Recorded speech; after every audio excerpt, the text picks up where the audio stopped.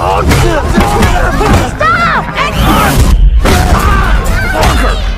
No! She's ignoring you! Move!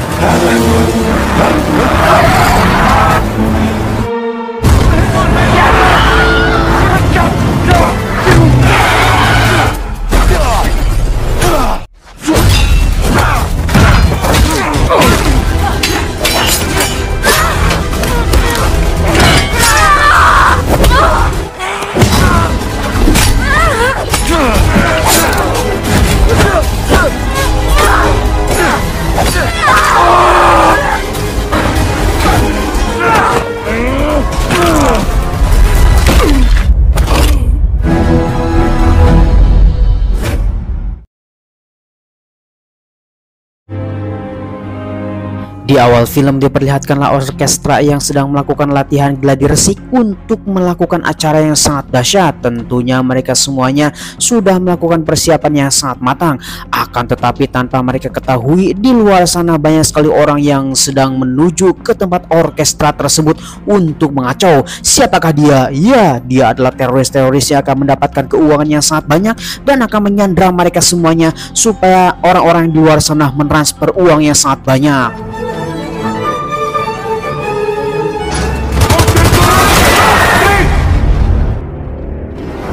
Singkat waktu, mereka semua para kelompok kepolisian yang baru saja tiba di tempat ini untuk bisa melakukan penyergapan terhadap para teroris, tentunya dengan persiapan yang sangat matang.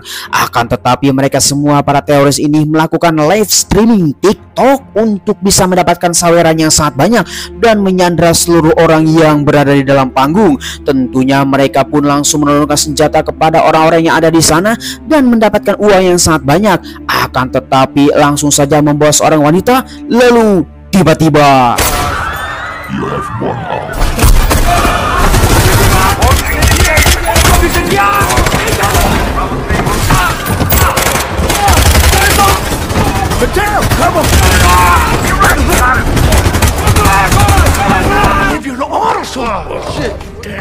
oh, sayang sekali salah satu ketua dari mereka yang bernama John telah tertembak oleh salah satu orang teroris. Tetapi mereka semua langsung diancam oleh orangnya di belakang dan ditembak. John!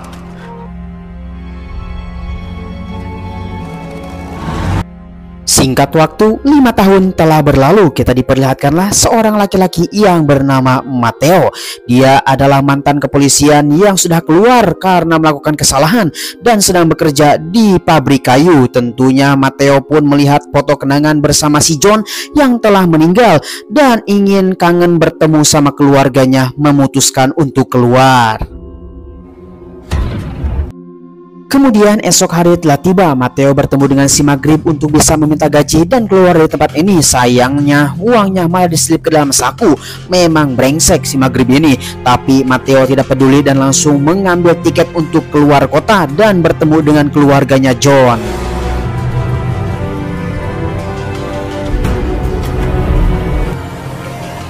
Ya, lama perjalanan akhirnya sampai di rumahnya si John. Kemudian disambut oleh si bocil yang bernama Agni. Kemudian Agni pun langsung masuk ke rumah untuk memberitahu ibunya ada tamu yang datang.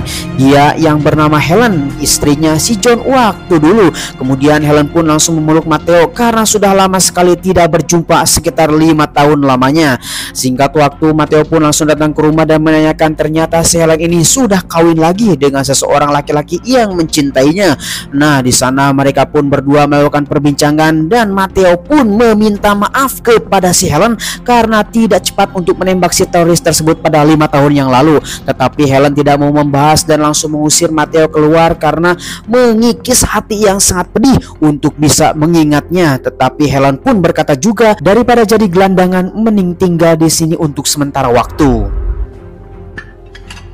Lalu kemudian di sisi lain kita akan diperlihatkanlah seorang laki-laki gembong mafia yang memperjualbelikan anak wanita dan gadis perawan yang bernama Gabriel. Dia adalah seorang gembong mafia yang sangat kaya raya dan mempunyai bisnis yang sangat banyak untuk bisa berinvestasi.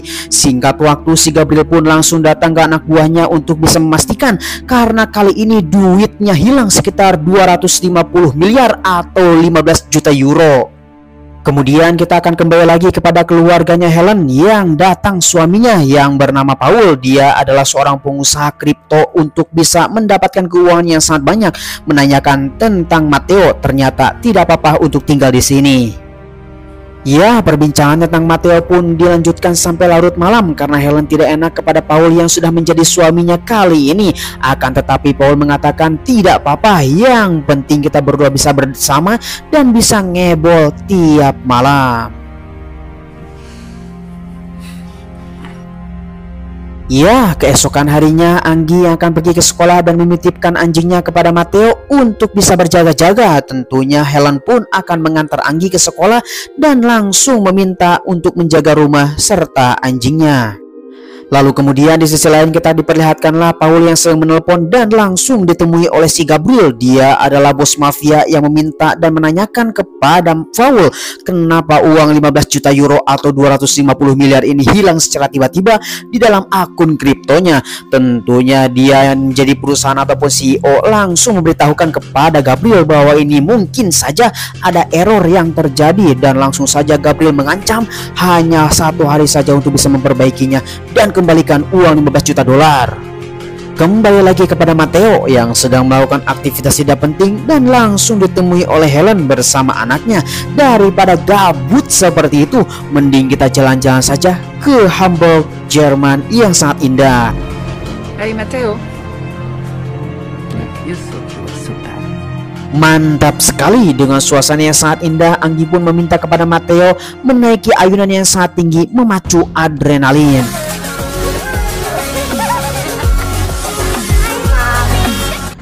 Singkat waktu, malam pun telah tiba di mana Paul pun sedang murung dengan bisnisnya yang sedang melonjak untuk bisa mendapatkan uang tersebut. Akan tetapi tidak diceritakan kepada Helen, memendam dirinya sendiri untuk bisa mengatasi masalah ini sendirian. Kemudian di sisi lain kita diperlihatkanlah para study tour yang sedang berkeliling di atas sungai. Akan tetapi mereka semua tercengang ada sesuatu yang terjadi. Edas sekali, ternyata mereka semua ketika diselidiki dia adalah Roman yang selalu berurusan dengan Gabriel, mempunyai hutang yang sangat banyak dan langsung disiksa digantung di atas jembatan dengan kejam.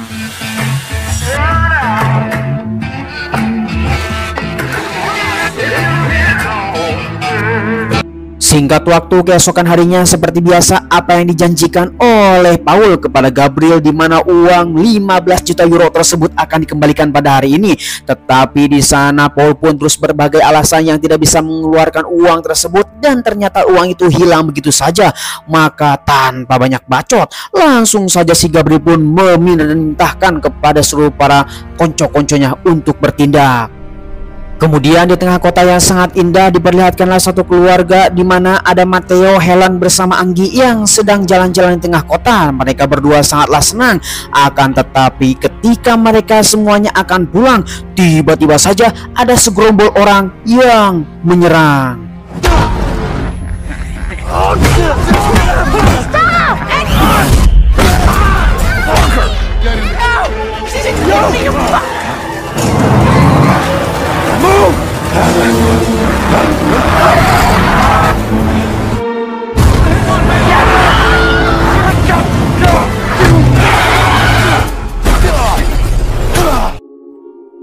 Anjir, memang sial sekali. Ternyata Matteo pun langsung pingsan dan dibawa ke rumah sakit dengan keadaan diborgol karena Matteo tidak mempunyai identitas sama sekali, paspor ataupun KTP, apalagi rekening M-banking, apalagi akun game online. Tidak mungkin yang ada di sana.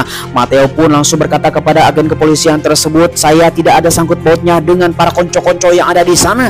Tentunya saya sendirilah yang akan menyelamatkan anak tercinta tersebut yang bernama Anggi. Tentunya para kepolisian pun tidak menyetujui apa yang akan dilakukan oleh Matteo, tetapi Matteo pun terus bersikukuh untuk bisa menyelamatkan Anggi karena tidak ada yang bisa menyelamatkan selain saya sendiri. Agen kepolisian pun tidak akan bisa karena mereka adalah orang-orang yang sangat kejam untuk kita hadapi.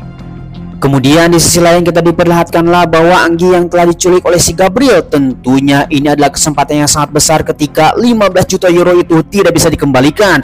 Maka si Gabriel pun mengatakan kita akan menjualnya kepada kartel Thailand untuk menjadi penari seks ataupun yang akan bisa dimanfaatkan di suatu saat nanti. Singkat waktu, Matteo pun yang sudah pulang ke rumahnya Helen, di mana Matteo meminta untuk bisa membuka kode yang ada di berangkasnya John di waktu dulu. Tentunya langsung dikatakan bahwa kita semua tidak akan bisa menyelamatkannya karena anak tersebut akan dijual kepada kartel Thailand. Di sanalah Matteo pun langsung ngadat kenapa si Paul ini mengetahui. Where is she? They want it back. Give it back! Much. 15 million euros. Bang.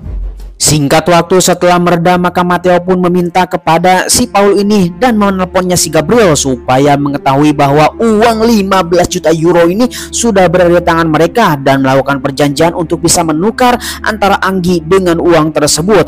Maka di sanalah langsung disepakati supaya mereka bisa bertemu langsung dengan Anggi tercinta. Maka si Paul pun menyesal.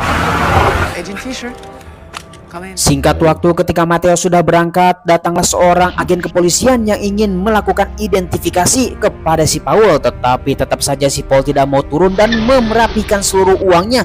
Ternyata itu adalah uang ada di rumah sini yang sedang dibereskan oleh si Paul. Terus mereka semua melakukan perbincangan yang semuanya tidak diketahui.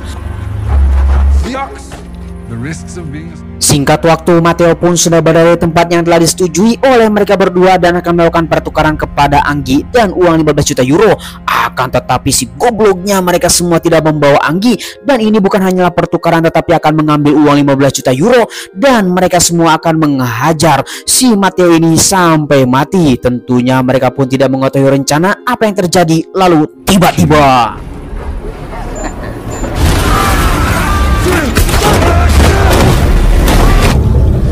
anjir, memang sudah diprediksi. Ternyata orang-orang yang datang di sini adalah orang-orang para pembohong dan akan mengambil uang tersebut dan diledakkan. Singkat waktu kita diperlihatkanlah bahwa di mana Paul yang sedang terus membereskan uang 15 juta euro ini menjadi sang pengkhianat. Tiba-tiba saja datang seseorang dan langsung menyerang. Untungnya pertarungan dimulai.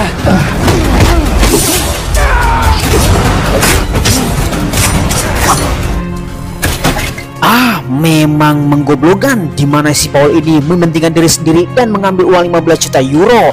Kembali lagi kepada Matteo yang sedang melakukan interogasi kepada si botak untuk bisa menanyakan di manakah bocil tersebut yang bernama Anggi yang telah dia culik beberapa hari yang lalu. Tentunya mereka pun langsung melakukan interogasi dengan keras untuk bisa mendapatkan alamat dan di manakah si bocil.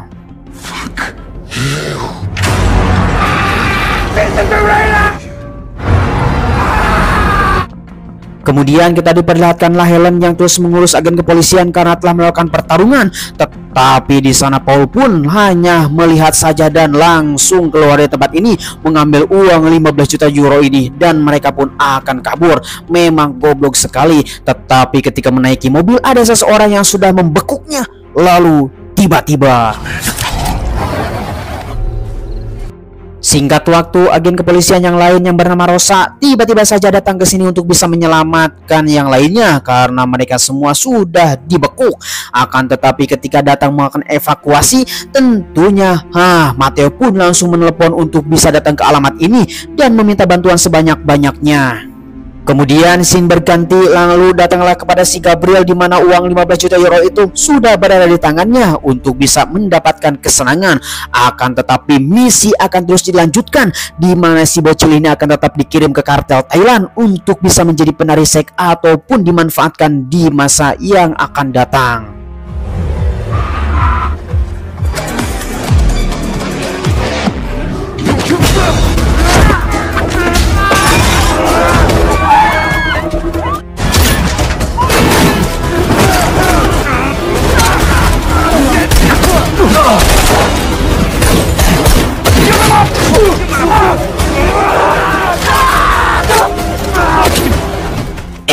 Das sekali, Matteo pun langsung mengamuk. Ternyata yang datang hanyalah si Rosa saja, hanya seorang diri. Tentunya si Gabriel bersama para konco sudah berada di atap untuk kabur dari tempat ini. Dan ternyata mereka berdua langsung dihadang oleh ajudan yang paling terbaik mereka berdua. Maka disinilah pertarungan brutal akan dimulai.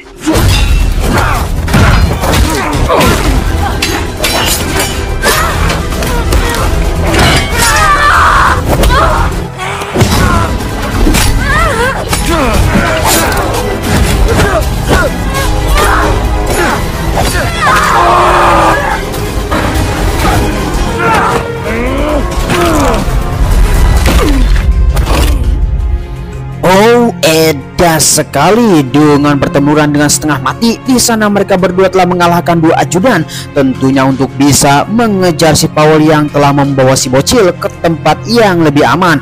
Akan tetapi langsung dihadang oleh Matteo. Untuk bisa menyelamatkannya, mereka pun baku tembak.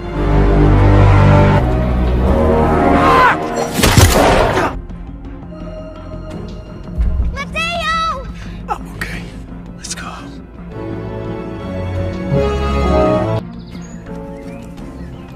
Do you think Matteo? Ya, 6 bulan kemudian suasana sudah menjadi normal, mereka pun sudah aman sentosa. Tetapi di sisi lain Matteo pun telah mendapatkan hidup yang baru. Disinilah film pun tamat.